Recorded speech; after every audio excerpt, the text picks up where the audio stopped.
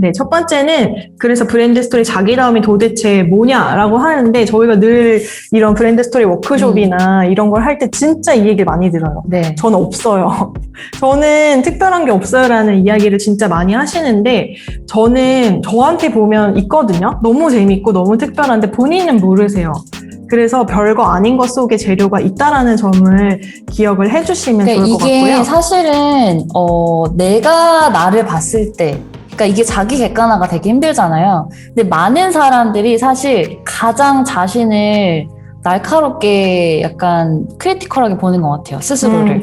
좀 냉정하게. 네, 냉정하게. 네. 자기 자신을 가장 맞아요. 냉철하게 이제 평가를 하는 것 같고. 자기 객관화랑 좀 자기를 안 좋게 보는 거랑은 다른 것 같아요. 그래서 내가 나를 가장 사랑해주고 나는 이런 걸 잘하지 이런 것들을 계속 막 떠벌리고 말할 수 있는 거 내가 이 물건을 왜 좋아하는지 그걸 똑같은 마음으로 사랑하는 마음 내가 이걸 왜 만들고 있는지 이걸 정말 그 마음을 사실 전달하는 거거든요. 그래서 저희가 실질적으로 메이드 인 성수라는 프로젝트를 했을 때 30년 동안 구두 하나만 만드신 장인분의 이야기 들을 때도 똑같이 이야기하셨어요. 이런 거 얘기해도 되나요? 되게 보잘것없는 이야기인데 저희가 들어보면 막 일본에 가서 막 장인한테 배우고 온 그런 대단한 스토리인 거예요. 그래서 아니 이런 거를 얘기하셔야지. 진짜 멋있다고 하고 저희가 그 가게에 있는 막 어떤 재료의 잔해들을 막 주우니까 이거 쓰레기를 왜 가져가? 라고 하는데 저희는 그거 이제 너무 전시하고 싶은 거예요. 너무 멋있어서. 그래서 아마 자기의 이야기를 대하는 태도도 좀 비슷하실 것 같아요. 네, 그래서 정말 이게 별거 아닌 게 아니라 내가 지금 하고 있는 모든 경험들 그게 사실은 성공 스토리가 아니어도 돼요. 우리가 실패한 스토리라도 이걸 우리가 실패했는데 결국에 우리가 어떻게 딛고 일어나고 있는지 이걸 어떻게 극복해 나가고 있는지가 사실은 굉장히 이야기의 본질이라고 좀 생각하시면 될 것 같습니다. 그래서 꾸준하게 내가 나를 관찰해주고 우리 브랜드를 계속해서 관찰해주는 게 필요해요. 저희도 2년이라는 시간이 흘렀지만 정말 빠르게 시간이 흘러가잖아요. 그래서 과거부터 현재까지의 내가 어떤 곳에 점을 찍으면서 왔는지 이걸 꼭 스스로 바라봐주는 게 필요하고요. 그래서 그걸 우리가 우린 이런 이야기 자산이 있어 라고 스스로 발견해주는 시간이 꼭 필요합니다. 네. 그리고 두 번째는 단순함이라고 얘기를 했는데 브랜드 스토리라는 게 이제 영어잖아요. 그래서 뭔가 어렵게 느끼시기도 하는데 너무 단순한 것 같아요. 그 브랜드에 대한 이야기. 그래서 그 이야기가 입에서 입을 타고 넘어다녀야 되는데 그게 그렇게 해보려면 아마 다 있으실 것 같아요. 좋아하는 브랜드 있으면 하나쯤 갖고 계실 거고 다른 사람한테 야, 이 브랜드 진짜 너무 좋아. 너 야, 이거 써봐 라고 해보신 경험도 아마 있을 텐데요. 그거의 이제 공통점들은 좀 한마디로 할 수 있는 거인 것 같아요. 제가 그냥 몇 가지 좀 예시를 가져와 보면 저는 이제 성수동 근처에 사는데 메시커피라는 동네 브랜드를 너무 좋아합니다. 이 브랜드는 노르딕 스타일로 로스팅을 하고요. 그래서 커피가 굉장히 독특해요. 그리고 항상 성수동 힙스터들이 모여 있어요. 가시면 막 바글바글 길에 모여 있는 거 보실 수 있고 같이, 네. 그리고 커피의 맛만 좋은 게 아니라 커피 문화에 대한 고민을 계속 하면서 알려나가는 브랜드여서 제가 굉장히 좋아합니다. 그래서 이렇게 세 가지를 얘기를 했고요.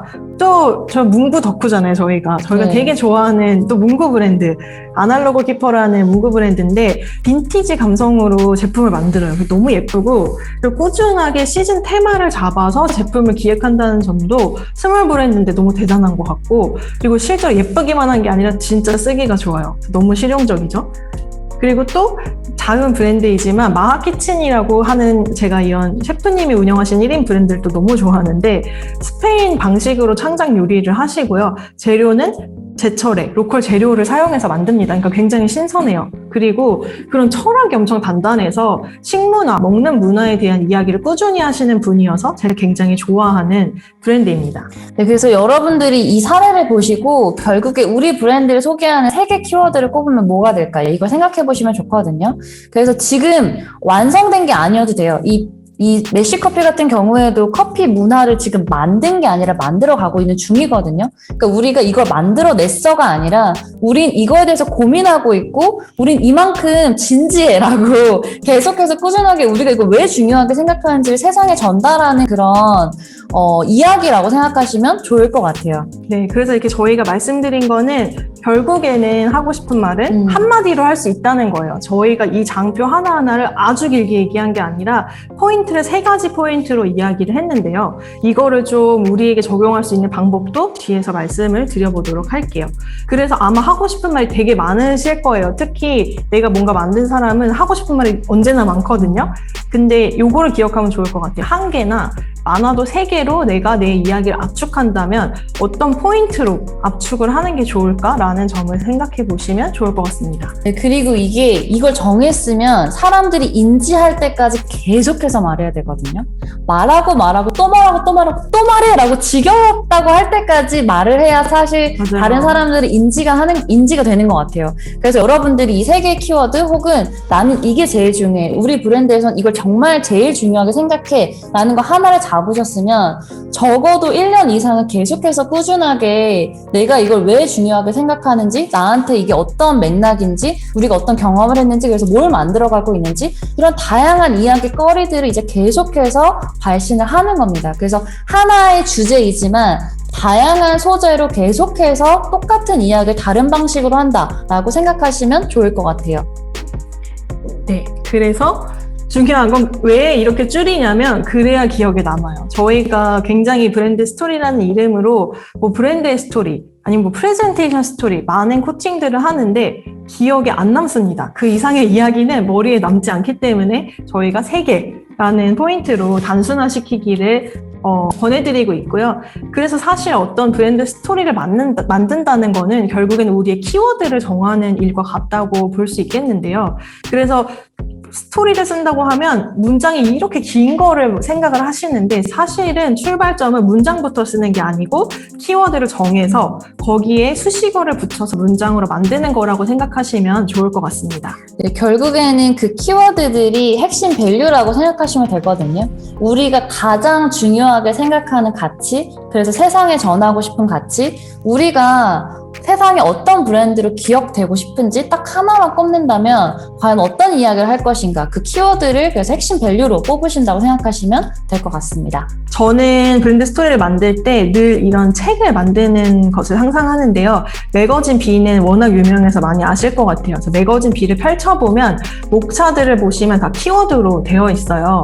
그래서 결국에는 어떤 한 도시에 대한 브랜드 스토리를 전하는 것도 결국엔 키워드를 중심으로 문장을 만들고 콘텐츠를 만들고 하는 과정이라고 보시면 될 것 같은데요. 그래서 저는 제 얘기를 할 때도 가끔 이 작업을 해보면 되게 재밌어요. 나라는 사람이 잡지가 된다면, 나라는 브랜드가 브랜드 매거진을 만든다면 목차에 들어갈 키워드를 무엇으로 하면 좋을까라고 생각을 해보시면 좀 자연스럽게 자기 객관화가 이루어질 수 있을 것 같고요. 그래서 이렇게 계속 좀 물러서서 나라는 사람을 조금은 제3자적인 시선으로 바라보고 내가 가진 게 무엇인지 찾아내는 것이 필요합니다. 그래서 이렇게 물러나서 계속 해보시고 외부의 이야기도 들어보시고 하면서 내가 가진 걸 단순화를 시켜보시면 좋을 것 같고요. 그리고 마지막 단계로 저희가 얘기하고 싶은 3번째 브랜드 스토리의 요소가 연결성인데요. 이걸 안 하시는 분이 정말 많아요. 그러니까 좋은 이야기 다 풀어놨는데 그래서 이게 누구한테 하고 싶은 이야기야? 라고 했을 때 생각 안 해봤는데? 라고 하시는 분들 되게 많으시거든요. 저희가 그 브랜드 스토리를 만들 때 제일 먼저 하는 게 뭐냐면 저희는 브랜딩이랑 마케팅이 좀 다르다고 생각하거든요. 그러니까 마케팅은 정말 팔기 위한 거, 고객에게서 출발을 한다고 하면 브랜딩은 철저하게 내 안에서 시작을 해야 되는 것 같아요. 그래서 진짜로 우리가 하고 싶은 얘기가 뭐야? 이거의 끝과 그 생각의 뒤편으로 가서 정말 깊이 있게 이 본질을 찾은 다음에 그럼 이 본질 찾았어. 우리가 하고 싶은 이야기, 세상에 던지고 싶은 이야기 너무 간절하게 찾았어 라고 한다면 그럼 이걸 우리의 핵심 타겟은 누구고 그 사람과 어떻게 연결될 수 있는지를 이제부터 생각을 하시는 거예요. 그래서 마케팅의 출발이 고객에게서부터 출발한다면 브랜딩은 내 안에서부터 출발해서 그 바깥에 있는 표피는 정말로 우리가 닿을 고객들, 우리의 이야기를 들을 사람들, 이제부터 정말 철저하게 생각을 하시는 겁니다. 그리고 이 무인양품, 제가 지금 무인양품 되게 좋아하는데 그 철학이 너무 좋거든요. 근데 그 얼마 전에 제가 강남의 무인양품에 있는 그 한국 지사장님에게 실제로 이야기를 들었어요. 그래서 무인양품에 있는 그 내부에 있는 사람들은 어떻게 생각하냐면 일은 누군가에게 도움이 되는 거라는 철학을 가지고 계시더라고요. 근데 결국에는 여러분들이 어떤 서비스를 만들거나 하나의 브랜드를 만든다라는 건 누군가한테 도움을 준다라는 거거든요. 그러면 나는 과연 내가 가진 이 능력을 가지고 누구에게 도움을 줄 수 있는지 이거를 먼저 생각하시면 좋을 것 같아요. 그러니까 우리가 이거를 물건을 만들어서 이 물건 누구한테 팔지가 아니라 우리가 예를 들어서 이 물건을 만들었는데 실제로 이 물건이 정말 누구에게 필요로 할까? 정말 어떤 필요로 만들어졌을까? 누구에게 도움이 될까? 이 질문으로 하시면 조금 더 명확하게 우리가 가 닿아야 할 핵심 타겟을 정하실 수가 있습니다.